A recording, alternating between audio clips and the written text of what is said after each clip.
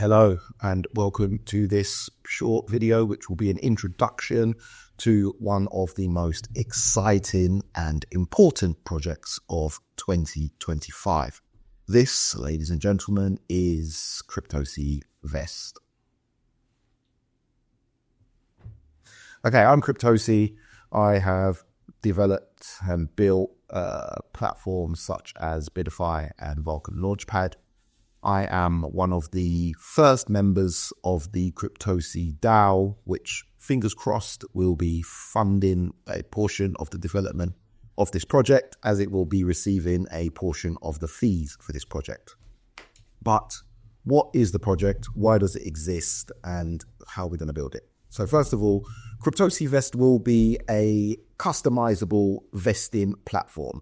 The idea being that you allow developers or anyone really to vest their tokens and have them released at varying times and over varying schedules. Now, this is not anything that is new. However, the way we're going to be doing it is going to be unique. So the USPs, the unique selling points for this particular platform will be twofold. First of all, we will have a price triggering mechanism. This means that devs can put their portion of a supply into CryptoSI Vest, and it will not be released until the project reaches a certain milestone. The reason behind this, thinking behind this, is that it will incentivize the developers to get the price of their particular token up to a certain value before they can realize any of the benefits. It means they will be working for the community until such a point as they have achieved their job for the community, which will be getting their token to a particular price. Of course, there is some game theory here, which does say that when they get it to that price, what's to say that they won't just dump it immediately? So will people always be selling just below that price? Of course, you can always, well, not of course, but you will be able to move your tokens within a vested project to a higher price, but you will not be able to move them to a lower price. So what we probably will see happen, as we haven't seen it unfold yet, is we may see developers move a small portion of their, or a big portion of their holdings at a certain price up to another price before their price is hit. This will give the community the knowledge that the developer is still involved and he's still incentivizing himself to keep on pushing higher and higher. The second unique selling point of CryptoSI Vest will be the fee structure. What we're going to do is we're going to have currently, so this may be subject to change, but currently we're looking to have a 5% fee, which will be a flat fee for all vested and will not be paid out until such a time as the token has reached its price target or is being released if it's just a regular linear or cliff scheduling. So it won't only be price. You can have lock up my tokens for 6 months or 12 months and then release them 1 month at a time like regular scheduling. That's the case. The fees don't get released until the tokens are being released. The fee structure will have two components to it. There will be a 2.5% flat fee, which goes only to the CryptoSI DAO. I'm not quite sure what that special effect was just there behind me, but there'll be a 2.5% fee, which goes only to the CryptoSI DAO. That will fund further development by the CryptoSI DAO, maintenance for the Bidify platform, for Vulcan Launchpad, for CryptoSI Vest, for all of those things moving forward. And there will also be a 2.5% fee, which is given to the vesting partner, which means every time a developer decides to vest, if he does it through a vesting partner's website, that website will be eligible to claim their 2.5% of the vested tokens upon their release at the release time, because they will have a wallet which will be given over at the time of the vesting being made, and then the vested tokens will go to that wallet. So it's really incentivizing partnerships down the line. We're hoping to get partnerships with the likes of pump.fun, for example, so that when a developer does launch a token and it goes to the bonding curve, there's automatically, that the developer cannot rug you until the token reaches a certain price. I think this aligns very well with what the community of every single token wants. They want to have that peace of mind. Okay, so let's move on.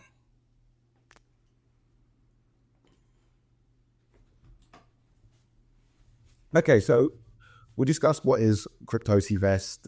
Just want to go through this brief presentation. We do have place filler graphics in here, which will give us an idea of the kind of look that we're going to be going for with the branding for CryptoSI Vest. Of course, this particular series will have maybe about 10 episodes where we will cover every single step of the process of developing this project. So this episode will be an introduction. Then we're going to cover things like putting a brand together, putting a team together. There'll be an episode for the logic behind the project, which will go into great detail of how the user experience will be. We'll go into like a step-by-step of what it will be like to create a new vesting contract, or to add to a new vesting contract, or to withdraw from a vesting contract at the correct time, and how to search to see if your token has a vesting contract. We're also going to have episodes for the testing, to show the testing, for the wireframing, that'll be another episode, and for the design, there'll be another episode, and we'll have an episode for the smart contracts, and the team, if I have not already said. So what are the three main pillars of the CryptoSI Vest? We want everything to be secure, which means that we're going to have audited smart contracts. We will more than likely use AI auditing as our first port of call. There are some very good AI code auditing software tools out there now. On top of that, we will endeavor to have a more full AI, a more full person-led and human-led auditing done by a top auditing firm. We'll probably carry that out after we get funding or grants from one of the EVM systems or EVM networks that we go with. Initially, CryptoSI Vest will be being aimed at the EVM networks. So you're looking at Polygon, Base, BNB, but we do hope to expand to Solana in our second or third version. It's important that we start with the EVMs because we want to start with that added security, and we feel like we could produce a more secure product if we build it on EVMs initially. Second to that, we will go for the largest market, or the larger market, which will be Solana. And finally, we'll go for the growing markets, which will be SUI and Aptos. So we want secure code. We want transparent platform. So everything will be on the blockchain. All of the vesting contracts will be on the blockchain. Everything will be totally transparent. You will know how much is being vested. You will know who it is being vested by. You will know who they plan to pay the vesting out to, because you can vest tokens and not be the beneficiary of those tokens. You can vest tokens and then say, once it's finished, I want it to go to the DAO, or I want it to go to this particular charity, or I want it to go to this particular person. So you can have that type of vesting. And the users will also know how long it's being vested for and what the actual terms of the release will also be. So all of those things will be covered in a transparent way by CryptoSI Vest. Finally, we want everything to be user-friendly. Through our Bidify and Vulcan Launchpad, what we have managed to do is build amazingly user-friendly products that are very intuitive for people to use and are not confusing. Currently, the scenario is that we know that there are token lockups, but we don't really know where to go to see these token lockups. And even if we can see them, it's very difficult for the average user to understand the meaning of these token lockups. What we may do, which is one of the future goals, is if even have a natural language AI agent plugged into the platform so people can ask it questions about the vesting contracts that they're looking at. For example, they may ask, when can the dev crash the price and how much influence would it have? And the AI will look and it will see that the dev's only got a small amount there and the vesting level is very high. So it may say, well, the dev can't sell until the price reaches very high. And with his small allocation that is vested, he probably won't be able to move the price that much, assuming that volumes grow. So those are the things that we want. One last thing on security, which I failed to mention, is that we will have some form of anti-flash system.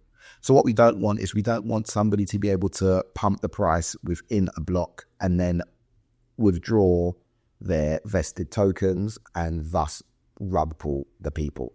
You can, this slightly beyond the scope of this video actually, but I'll go into it.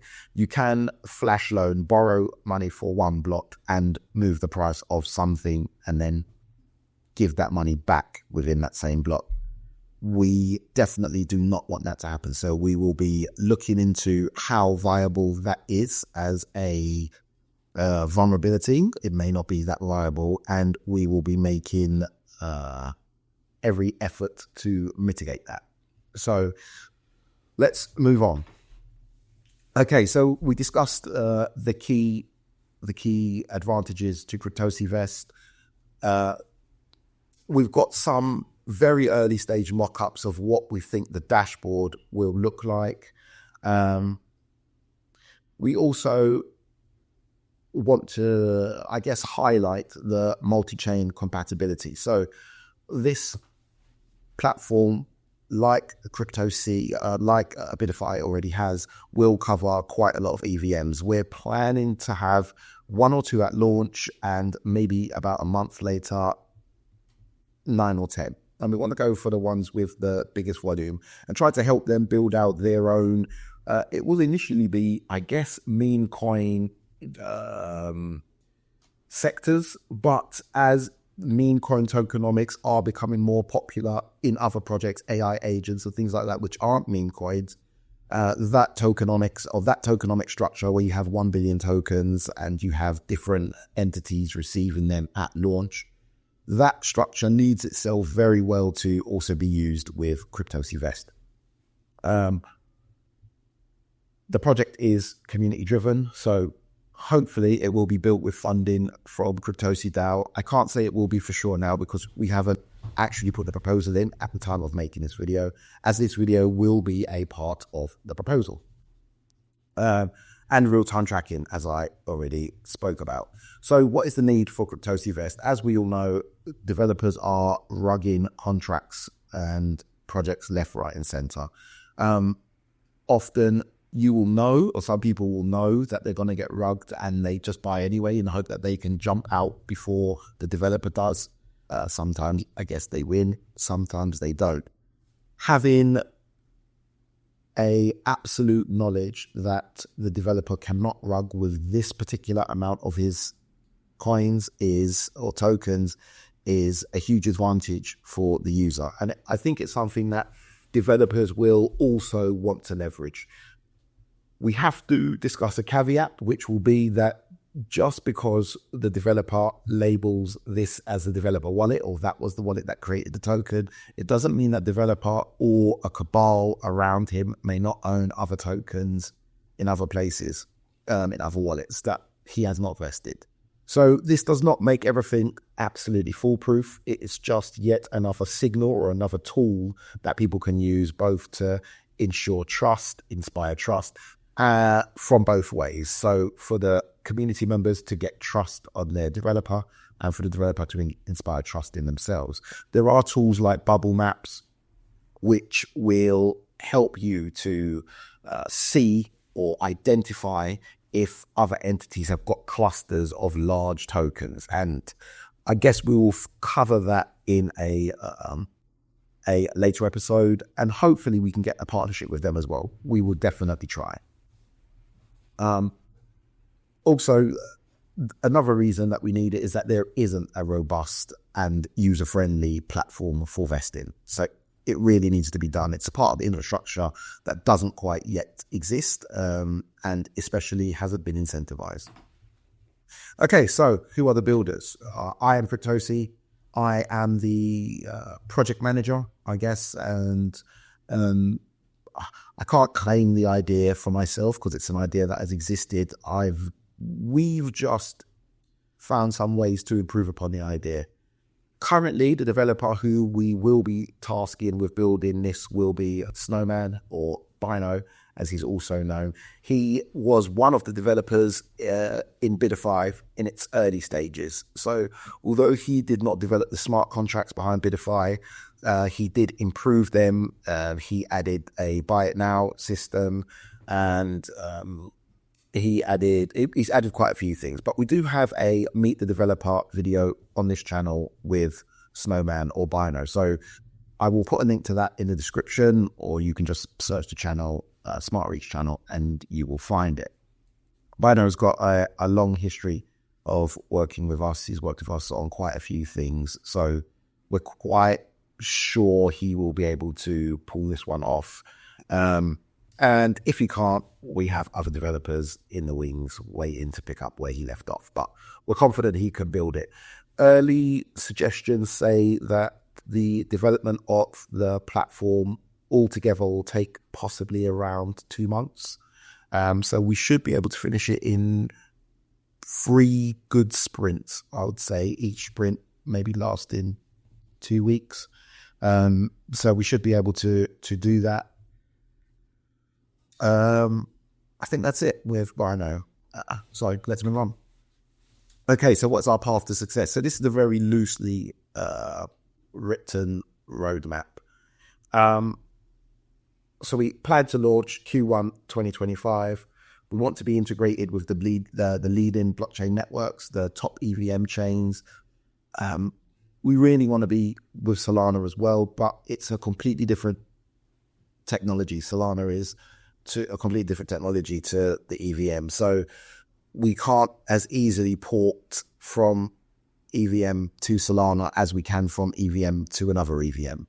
So we will start with the EVM, as overall it's possibly slightly more market share.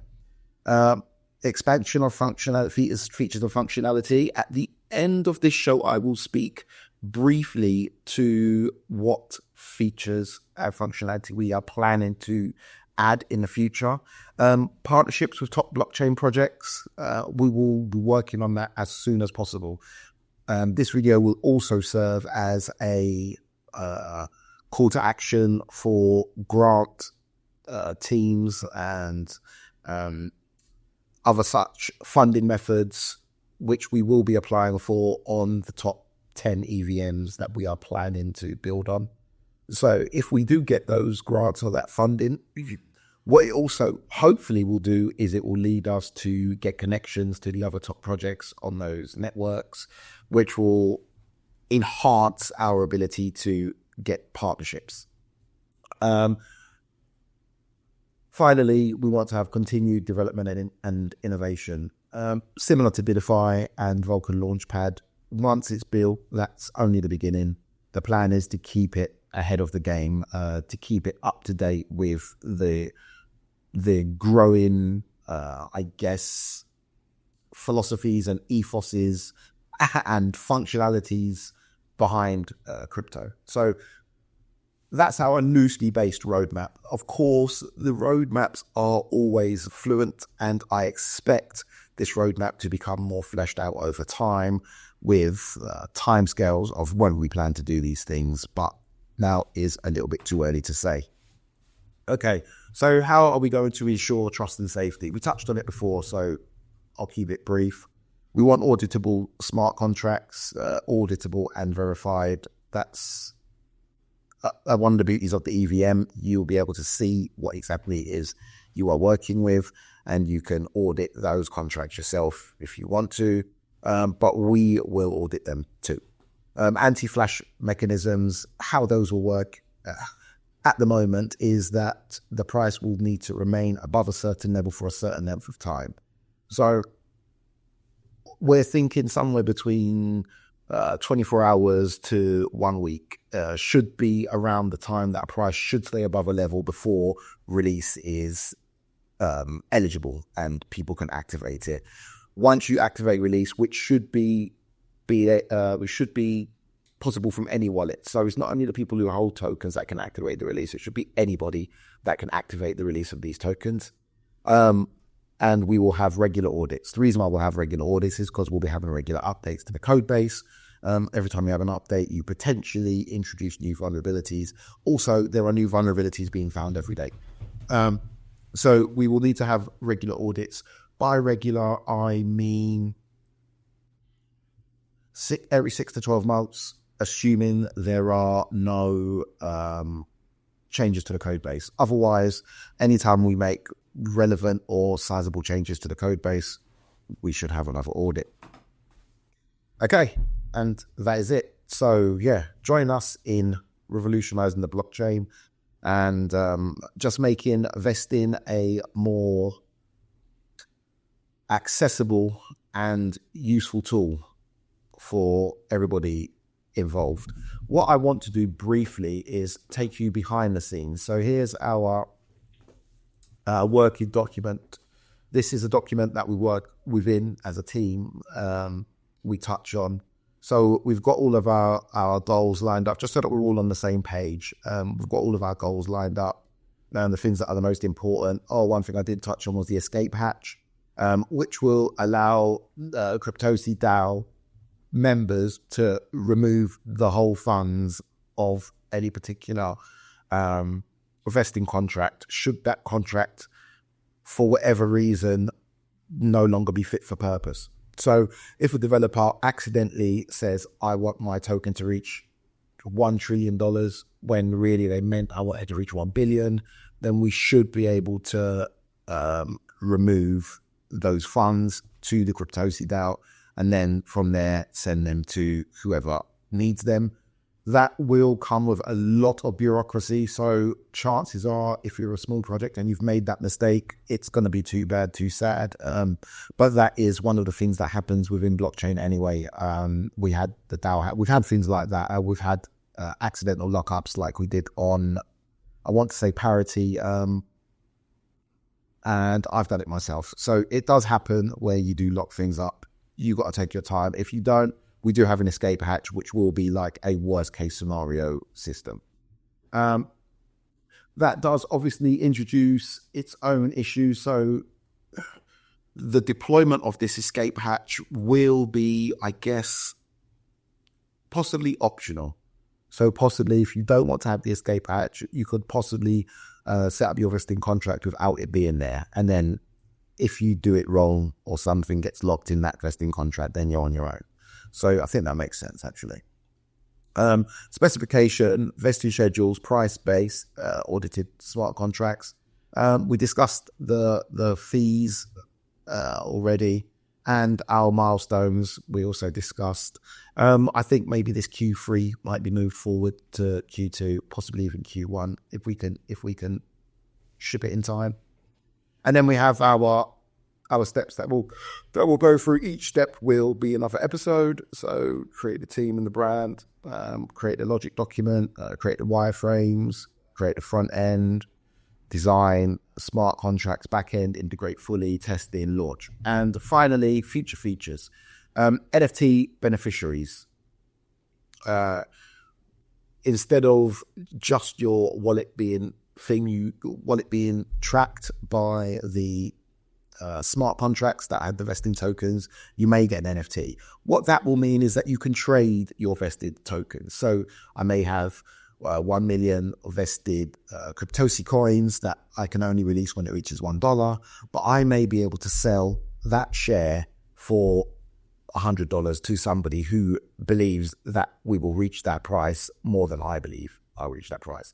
So that secondary market would be extremely interesting. So we are considering building around that. It will also possibly provide another income source if there is some sort of tax on the selling of the NFTs from one person to another. AI support I touched on. Monitor alerts would also be useful. So you may get a text message or a Telegram message or an email to say that your token is near its vesting target. It would be a lovely thing, like a celebration time. I'm about to be able to release some of my tokens. Vested liquidity will be, I guess, where we take the vested tokens and we put them into a liquidity pool, and we then have the rewards from that liquidity pool be shared amongst all the people who have vested tokens, which would incentivize your community to come invest with you because they will then benefit from the trading fees as well as strengthening the tokenomics of their project. And then finally, a faith-based audit. It's important that we build something that users worldwide can get involved in, which means it has to adhere to their view of the world. And we have had some projects which we have decided not to build, which impinge on certain people's faiths. So we're going to audit that, not to say that if it doesn't align with a certain person's faith that we won't build it, but just that we're on top of that and we make sure that our users are also on top of that. So we can say this is okay for you to use, as there are not overwhelmingly high interest being earned or usury or any of these other sorts of things that can turn up in this minefield of a world we have now, where people from all over the world are expected to use the same tools. So I've been CryptoSI. This has been your introduction to CryptoSI Vest. I hope you have understood exactly what it is we are planning to do. To put it into a nutshell, in case you haven't, is developer launches token, developer locks up a certain amount of token, developer can only take the token back when the project reaches a certain price. Developer then is super incentivized for the token to reach a certain price, and he cannot take his ball and leave. He can leave if he wants to, but if he does, he is leaving that reward in the vesting project. If the project dies, his portion of it dies with it. When we have NFTs, the developer will get an NFT, which makes the community takeover of any type much more viable. The developer can then give the NFT to whoever decides to take over the project. And if they trust that the developer is not hiding another massive amount of tokens elsewhere, which they can verify to a degree by using Bubblemaps, they can at least mitigate it. Then they may buy the dev rights off of that guy and get the NFT. And then when the token reaches a certain height, then this new dev can claim his rewards. That is, in a nutshell, what CryptoSI Vest will be doing. We are going to be building this regardless. So if you're watching this video because of a grant and you're considering whether or not to allow the grant, we're kind of asking out of courtesy. We're only building on networks where we are free to build anyway. So we are going to deploy on the network anyway, regardless of whether or not you offer the grant. Of course, the grant will be nice. It will help us to add bells and whistles. We can pay for marketing, or we can pay to have business developers reach out to other projects within that ecosystem. And also, it's more of a sign that you want us on the network. You want this product on the network. And we go to where we are loved as humans. We just do. So I've been CryptoSI, you have been beautiful, and hopefully I will see you in the next episode where we will discuss the brand and everything around that, which at this moment of time is actually complete. And I think we can see the logo up here, just as here's one we produced earlier, and this is going to be the look of the site, or the look of the brand, I should say. So thanks for watching, and I will see you in the next one. Peace.